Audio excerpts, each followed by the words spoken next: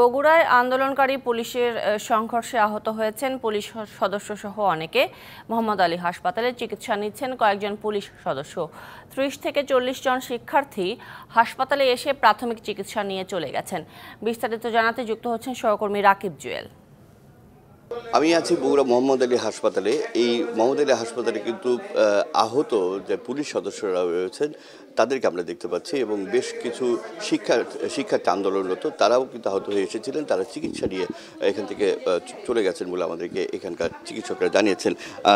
আমি যদি একটু বলি যে সকাল থেকে কিন্তু বগুড়ায় বিভিন্ন পাড়া মহল্লার যে মোড়গুলো রয়েছে সেই মোড়গুলো থেকে শিক্ষার্থীরা বিভিন্ন স্কুল কলেজের শিক্ষার্থীরা কিন্তু সংঘবদ্ধভাবে আবারও গেল মঙ্গলবারের মতো এই বগুড়ার সাতমাথা মূল যে পয়েন্ট সাতমাথায় জড়ো হওয়ার চেষ্টা করছিল এবং তাদেরকে প্রতিহত করতে কিন্তু পুলিশ বারবারই চেষ্টা করেছে এবং সেই চেষ্টা করতে গিয়ে কখনো পুলিশ সদস্যরা টিয়ার সেল এবং রাবার বুলেট ছুড়েছেন এবং এই দফায় সকাল থেকে কিন্তু কয়েক দফায় এই সংঘর্ষ কিন্তু চলছে। সাতমাথার 7টি মোড় রয়েছে, 7টি সড়ক রয়েছে। সেই সড়কগুলো দিয়ে ছোট দলবদ্ধভাবে শিক্ষার্থীরা কিন্তু সাতমাথায় প্রবেশের চেষ্টা করে এবং পুলিশ তাদেরকে প্রতিহত করার চেষ্টা করে, বাধা দেয়। তারা সংঘবদ্ধ হওয়ার চেষ্টা করে, তাদেরকে বাধা দেয়। আমরা এখন মোহাম্মদ আলী হাসপাতালে রয়েছেন, এখানে দায়িত্বরত চিকিৎসক রয়েছেন। আমরা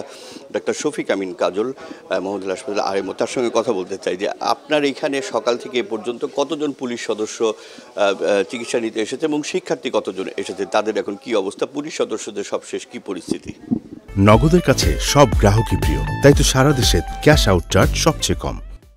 আমাদের এখানে শিক্ষার্থী এসেছে 37 জন। আমরা 12 জনকে ভর্তি দিয়েছিলাম।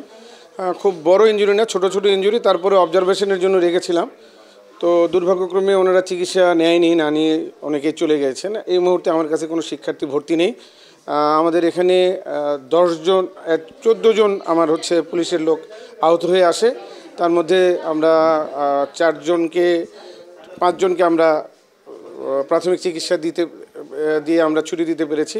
ট্রাফিক পুলিশের দায়িত্বে থাকা সদস্যরা তারা কিন্তু আত্মরক্ষার জন্য জেলা জজের বাড়িতে, জেলা জজের যে বাসভবন, সেই বাসভবনে তারা আত্মরক্ষার জন্য অবস্থান করেছিলেন এবং সেখানে কিন্তু এই আন্দোলনরত শিক্ষার্থীদের একটি বড় অংশ লাঠিসোঁটা এবং ইট পাটকেল নিয়ে তাদের উপরে হামলা চালায়। এই পুলিশ সদস্যদের হাতে কিন্তু কোনো ধরনের কোনো অস্ত্র ছিল না। তারা বেশিরভাগই ট্রাফিক পুলিশের দায়িত্বে থাকা সদস্য ছিলেন।